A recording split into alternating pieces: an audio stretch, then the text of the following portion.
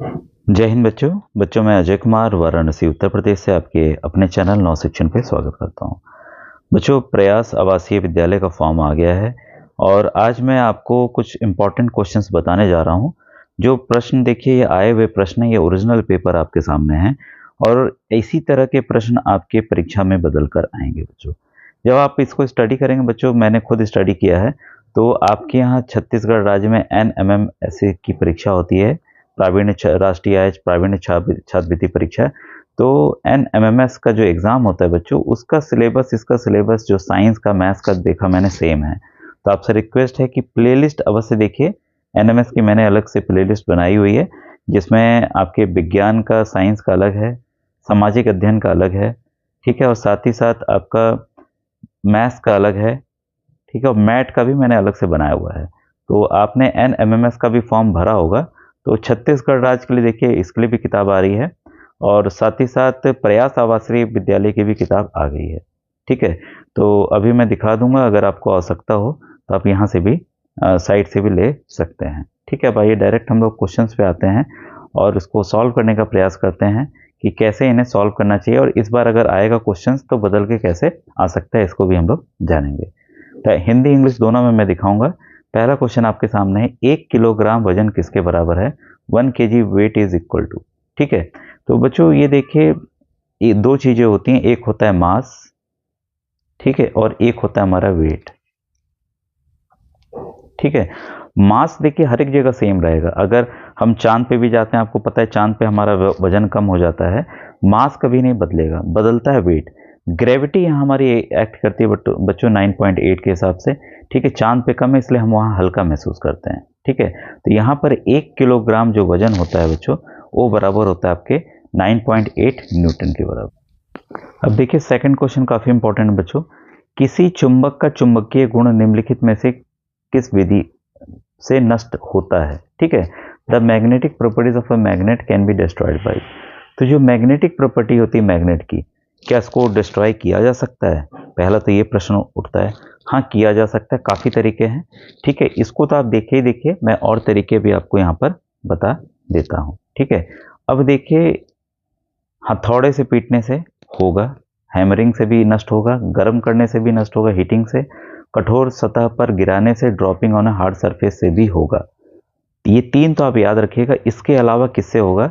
अगर हम उसमें अल्टरनेटिंग करंट, यानी कि उसमें जो बिजली हम घर में यूज करते हैं, अगर उसको हम पास कर दें, उसको हम अगर पास कर दें, तब भी वो नष्ट होगा। किससे नष्ट नहीं होगा? पानी में रखने से। अगर वाटर में आप रखेंगे तो नष्ट उसका मैग्नेटिक प्रॉपर्टी नहीं होगा। तो हो सकता है नेक्स्ट ईयर। यहाँ तो देखिए आंसर जो है आपका ऑल, सभी है, ऑल है, ठीक है। नेक्स्ट में आ सकता है कि किससे नहीं होगा। तो ये तीन ऑप्शन याद रखिएगा, ये चारों ऑप्शन से होगा, ये चार ऑप्शन से होगा। हो सकता है दे दे कि पानी में डालने से होगा कि नहीं होगा, तो इसको आप याद रखिएगा। कोई अन्य ऑप्शन इन चारों के अलावा दिखता है तो आप उसी को टिक कर सकते हैं, ठीक है। तो बदल के देखिए, ये आ सकता है। फिर नेक्स्ट क्वेश्चन है, अमीबा किस समूह में आता है? Amoeba belongs to. तो अमीबा बच्चों जो है वो एक तरह का प्रोटोजोआ है, ठीक है। ऑप्शन नंबर सी यहाँ पर सही है। अब देखिए, यह है किस लेंस में हमेशा आभासी प्रतिबिंब बनता है, यानी कि virtual image is always formed in a lens.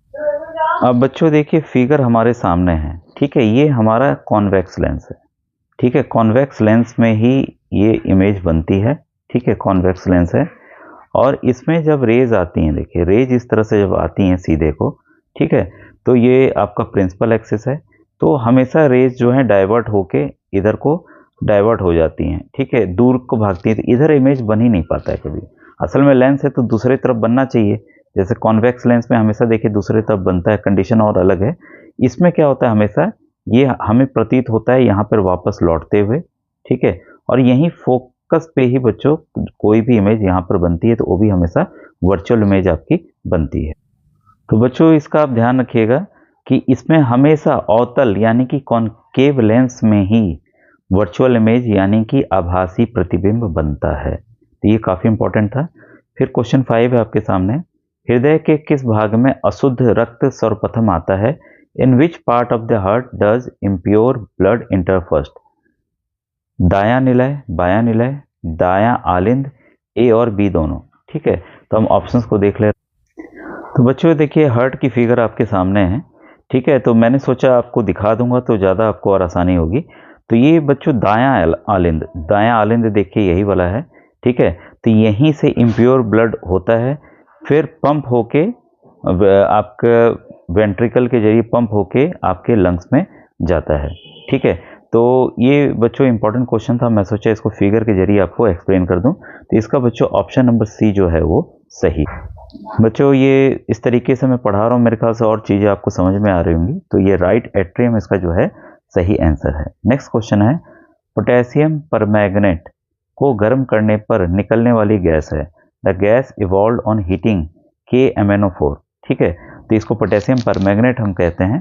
तो इस रिएक्शन को आप जरूर बच्चों लिख लीजिएगा, काफ़ी इंपॉर्टेंट है। तो KMnO4 को जब हम हीट करते हैं, ठीक है, पोटेशियम परमैंगनेट हो तो ये बनाता है K2MnO4, यानी कि पोटेशियम मैंगनेट। पोटेशियम शॉर्ट में लिख दिया मैंने, मैंगनेट पोटेशियम मैंगनेट, ठीक है। साथ में आपका मैंगनीज ऑक्साइड और ऑक्सीजन गैस निकलती है। सवाल हमारा पूछ रहा है कौन सा गैस निकलता है, तो वो बच्चों ऑक्सीजन गैस निकलती है। तो ऑप्शन नंबर बी यहाँ पर बच्चों सही है। तो आपने इसको भी नोट डाउन कर लिया होगा। अब देखिए नेक्स्ट क्वेश्चन है, ये तो प्रश्न काफ़ी बार कई राज्यों में आया हुआ है, ठीक है। और इसी तरह के प्रश्न हर एक राज्य में आते भी हैं बच्चों। जो भी कक्षा 8 के बच्चे किसी भी परीक्षा, नवोदय हो गया, अटलवासी हो गया, NMMS हो गया, किसी भी परीक्षा की तैयारी कर रहे हैं, सैनिक स्कूल हो गया, उनके लिए काफ़ी इंपॉर्टेंट है। पीतल निम्न धातुओं का मिश्रण है। Brass is a mixture of the following metals, ठीक है। तो ब्रास जो है बच्चों तांबा और जिंक, यानी कि कॉपर और जिंक का मिक्सचर है। और वो भी जो मिक्सचर की मात्रा, इसको आप जरूर नोट कर लीजिएगा, कभी कभी आ जाता है। 66% जो है कॉपर होता है, ठीक है, यानी कि तांबा होता है, और 34% आपका जिंक का इस्तेमाल होता है, ठीक है। तो ये काफ़ी इंपॉर्टेंट क्वेश्चन था बच्चों, इसको आपने नोट कर लिया होगा, ठीक है। नेक्स्ट क्वेश्चन आपके सामने, और ये तो देखिए प्रश्न जो है काफ़ी बार कई राज्यों में आया हुआ है। मानव की सुनने की आवृत्ति कहाँ तक होती है? The range of audible frequency for human beings. ध्यान रखिएगा कि मनुष्य जो है 20 के नीचे, 20 हर्ट्ज मात्रा है, ठीक है, फ्रिक्वेंसी की सुनने की हमारे, उसके नीचे नहीं सुन सकता। और सुन सकता है ये 20,000 हर्ट्ज तक, 20,000 हर्ट्ज तक सुन सकता है, और इसके ऊपर नहीं सुन सकता, ठीक है। तो ये रेंज आप जरूर याद रखिएगा, काफ़ी बार ये प्रश्न बच्चों आया हुआ है और ये बार बार आएगा। इसका ऑप्शन नंबर डी बच्चों यहाँ पे सही है, ठीक है। अब क्वेश्चन नंबर 9 है आपके सामने, ये है कोशिका की खोज की। हु डिस्कवर्ड द सेल, ठीक है। तो काफ़ी इंपॉर्टेंट है, कई बार आया हुआ है। रॉबर्ट हुक ने इसकी खोज की थी। द्विखंडन किस में पाया जाता है? Binary fission is observed in, ठीक है। तो बाइनरी फिशन किस में पाया जाता है? ये बच्चों अमीबा में पाया जाता है। बच्चों ये देखिए आपके सामने अमीबा का फिगर है, तो इसी तरह से टेढ़े मेढ़े रहते हैं, ठीक है। तो बीच बीच में इसके जो न्यूक्लियस हैं वो डेवलप होते चले जाते हैं, फिर यही न्यूक्लियस देखिए दो भागों में यहाँ पे बढ़ जा रहा है, ठीक है। इसके बढ़ जाने के बाद जो सेल के अलग से पार्ट हैं वो पतले होने शुरू हो जाते हैं, फिर यहाँ से कट के ये अलग हो जाता है, ये अलग हो जाता है। इसी प्रोसेस को हम बाइनरी फिजन कहते हैं। अब मेरे ख्याल से आप इसको समझ गए होंगे अच्छे से, और इसको आप भूलेंगे नहीं, ठीक है। नेक्स्ट क्वेश्चन है, कृत्रिम रेशम है तो आर्टिफिशियल सिल्क है क्या, ठीक है। तो यहाँ पर जो आंसर है बच्चों वो है रेयन, ठीक है। उसी के लकड़ी के लुगदी से रेयन बनाया जाता है, और इस समय रेयन के कपड़े काफ़ी चल भी रहे हैं और काफ़ी आरामदेह भी होते हैं। निम्नलिखित में से किस हैलोजन का उपयोग रोगाणुनाशी में करते हैं? Which of the following halogen is used in germicide. आखिर हैलोजन होता क्या है? बच्चों आपने पीरियोडिक टेबल देखा होगा, तो पीरियोडिक टेबल के जो आखिरी में आते हैं ना ये लोग, ठीक है।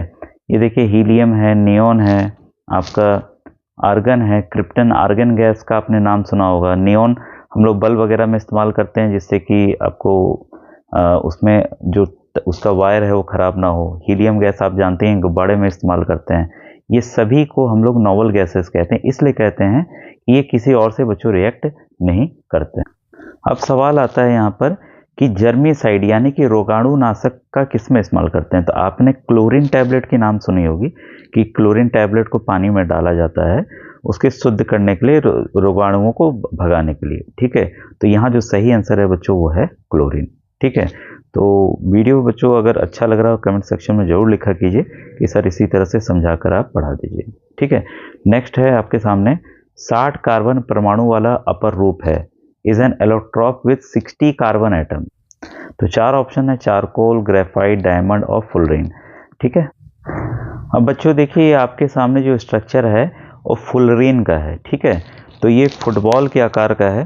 तो आप ये जो अभी हम क्वेश्चन पूछे हैं उसमें यही आंसर है, ये इसका स्ट्रक्चर है। ठीक है, तो 60 गेंद की तरह मान लीजिए कार्बन एटम्स जो है यहाँ पर लगे रहते हैं और ये फुलरीन का स्ट्रक्चर। आपने देखिए डायग्राम भी देख लिया तो आपको चीज़ें समझ में आ गई होंगी। ठीक है, तो वो आंसर आपका क्या है, आपका डी है, उसे फुलरीन कहा जाता है। ठीक है, और ये सबसे बड़ा एलोट्रॉप है, ये भी आप याद रखिएगा। ठीक है, बाकी डायमंड, ग्रेफाइट ये सब हैं, सब छोटे हैं, और डायमंड सबसे हार्डेस्ट है, प्योरेस्ट फॉर्म ऑफ कार्बन भी है। तो ये भी सवाल आता है। चने के पौधे की जड़ों में रहता है, dash lives in the root of gram bacteria. तो राइजोबियम बैक्टीरिया का अपने नाम सुना होगा, तो जीवाणु रहता है, वो एक तरह का बैक्टीरिया है। कांच का अपवर्तनांक क्या है, रिफ्रैक्टिव इंडेक्स कांच का क्या है। ठीक है, तो कांच का जो रिफ्रैक्टिव इंडेक्स होता है बच्चों वो है आपका 1.5। ठीक है, तो ये भी काफ़ी इंपॉर्टेंट क्वेश्चन है। जीवाणुओं एवं विषाणुओं से होने वाला रोग, infection caused by bacteria and virus are. तो जो इन्फेक्शन जीवाणु और विषाणु के द्वारा, बैक्टीरिया और वायरस के द्वारा होता है वो संक्रामक होता है, मतलब एक से दूसरे को फैलता है, इन्फेक्शियस डिजीज है। ठीक है, तो ये थोड़ा सा अलग तरह का प्रश्न था, ये भी इंपॉर्टेंट है। घर्षण से उत्पन्न होता है, फ्रिक्शन प्रोड्यूसेस। तो जब भी फ्रिक्शन होगा, आप हथेलियों को आपस में रगड़िए, ठीक है, या टायर रोड पे चलता है, तो ये उष्मा, हीट प्रोड्यूस बच्चों होती है। क्वेश्चन 18 है, निम्नलिखित में से विद्युत का सुचालक नहीं है, which of the following is not a good conductor of electricity. ये प्रश्न देखिए पता नहीं कितने राज्यों में कितनी बार आ चुका है। आसुत जल, डिस्टिल्ड वाटर, इसमें क्योंकि आयंस होते ही नहीं बच्चों।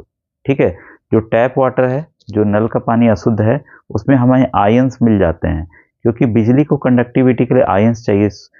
नमक के सॉल्यूशन में सोडियम और क्लोरीन अलग से हमको मिल जाता है। लेमन जूस में खुद ही वो एसिड का काम करता है। एसिड सभी गुड कंडक्टर ऑफ इलेक्ट्रिसिटी होते हैं। ठीक है, तो यहाँ पर डिस्टिल्ड वाटर आप याद रखिएगा, एकदम अशुद्ध जल जो है वो आपका बैड कंडक्टर है ऑफ इलेक्ट्रिसिटी है। ठीक है, उसके बाद है दहन के समय पदार्थ ऑक्सीजन से जुड़ता है तो वह क्रिया होगी। If substance uses oxygen during combustion then processes. तो उस प्रोसेस को हम ऑक्सीडेशन कहते हैं, ऑक्सीकरण। ठीक है, तो जब भी किसी चीज के साथ ऑक्सीजन आपको मिल जाए, जुड़ा हुआ दिखाया जाए, जैसे मैग्नीज ऑक्साइड हो गया, मैग्नीशियम है, आप लोग वो जलाते हैं, फुलझड़ी जलाते हैं, उसमें मैग्नीशियम ही होता है। ठीक है, तो इसके साथ जुड़ गया तो यहाँ हम कहेंगे मैग्नीशियम का ऑक्सीकरण हो गया है, यानी कि ऑक्सीडेशन मैग्नीशियम का हो गया है। तो फॉर्मूला के हिसाब से भी इसे आप याद रखिएगा। नेक्स्ट क्वेश्चन आपके सामने है, काफ़ी इंपॉर्टेंट है, निम्न में से सौर परिवार का सदस्य नहीं है। ठीक है, तो सौर परिवार में जितने सदस्य आते हैं इस पर सवाल आता ही आता है। तो यहाँ पर आपका ग्रहिकाएं हैं, ग्रह है, उपग्रह है। तारामंडल सौर मंडल का, सौर परिवार का हमारा सदस्य नहीं है, प्लेनेटेरियम। ठीक है, ऑप्शन नंबर डी सही है। गणित के प्रश्नों को बच्चों मैं नेक्स्ट वीडियो में बताऊंगा। आज का वीडियो कैसा लगा जरूर बताइएगा। Thank you very much.